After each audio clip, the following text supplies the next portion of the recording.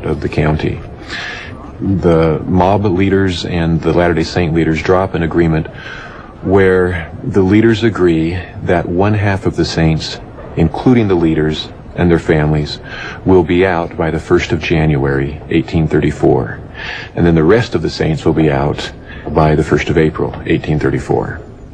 In signing this agreement, the saints had no intention of following through with this, nor were they really obligated to. When you've got a gun in your ribs, anything you sign really isn't legally or morally binding. And so what they're doing is buying time. The mob catches wind of this at the end of October, 1833. They learn that the saints have no intention of abiding by this agreement. And so 31st of October, Halloween night, they could not have picked a better night, the mob starts systematically driving the saints from their homes.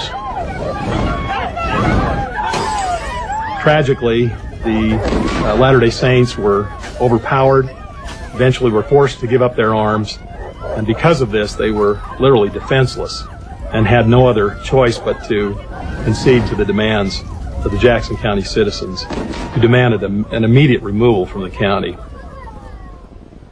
Joseph was in Kirtland while all of this was happening in Missouri. He is very grieved about the whole thing.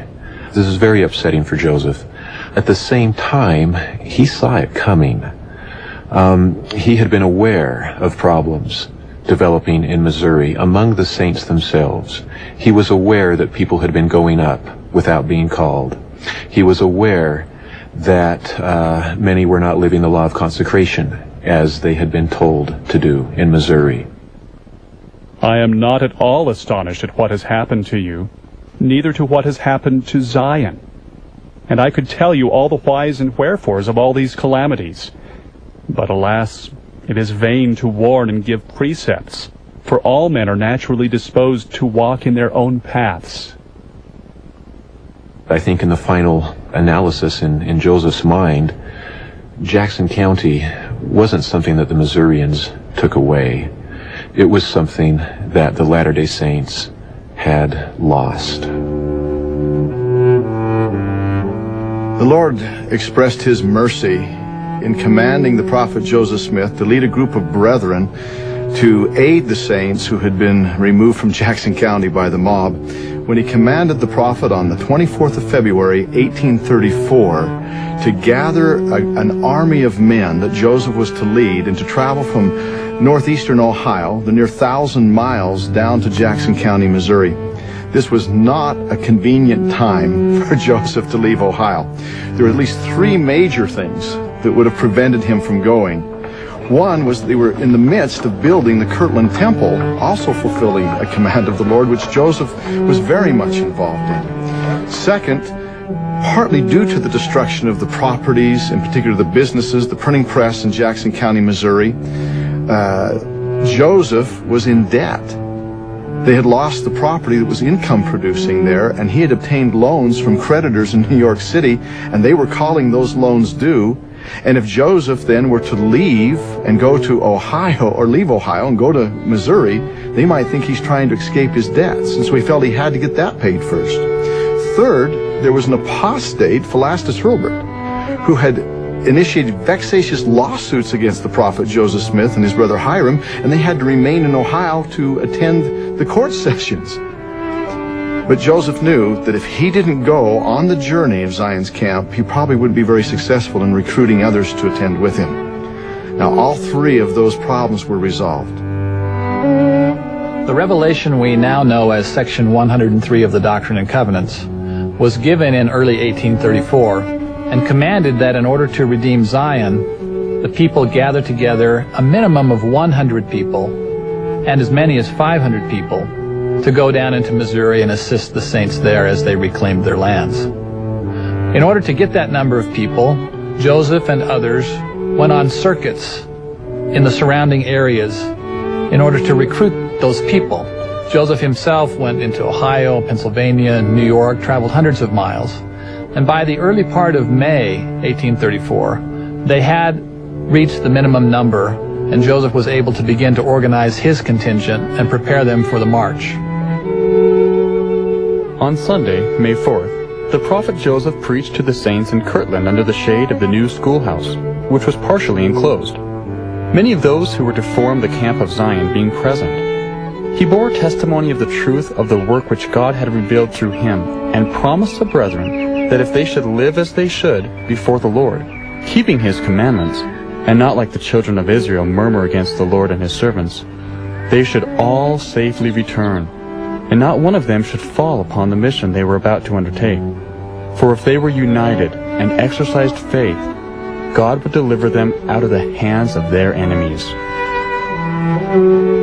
This set the tone for the entire camp and set it apart from any others that might be traveling that same route. Really, the path was not going to be the dusty or the muddy trail that led from Ohio down to Missouri. It was going to be the path of righteousness. Over a period of roughly 3 months, Joseph Smith and members of Zion's camp traveled down to Missouri and back in a round trip of nearly 2,000 miles. And it was not a pleasure journey. It was an opportunity for these men to sacrifice their time and possibly even their lives as they proceeded down to aid their fellow saints in Missouri.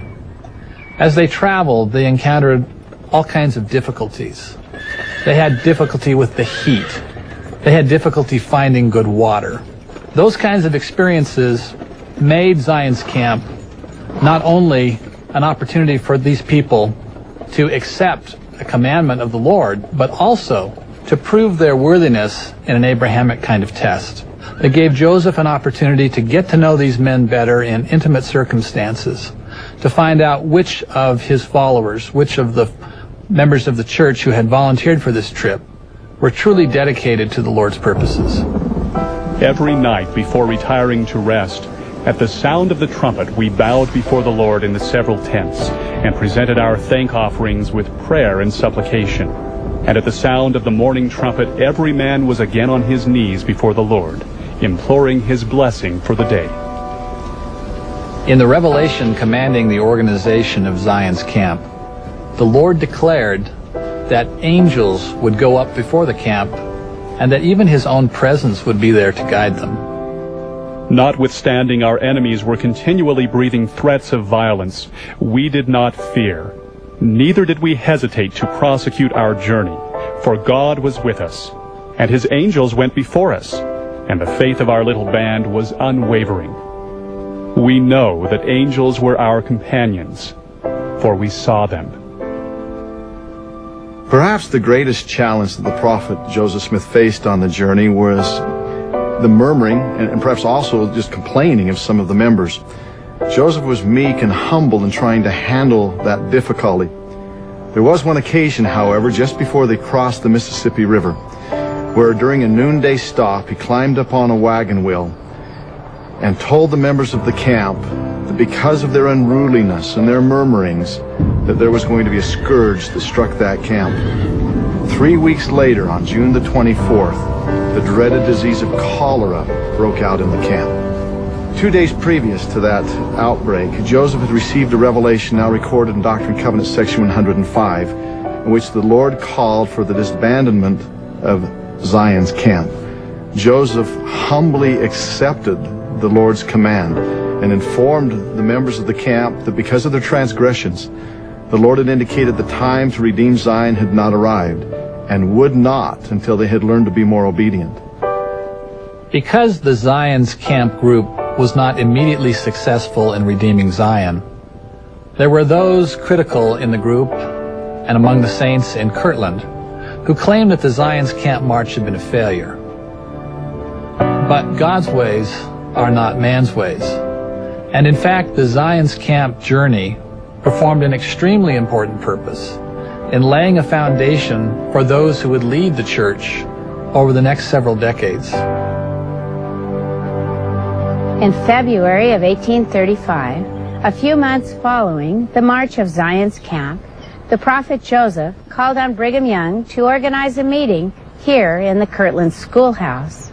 Men invited to attend were those who had marched with the prophet in Zion's camp.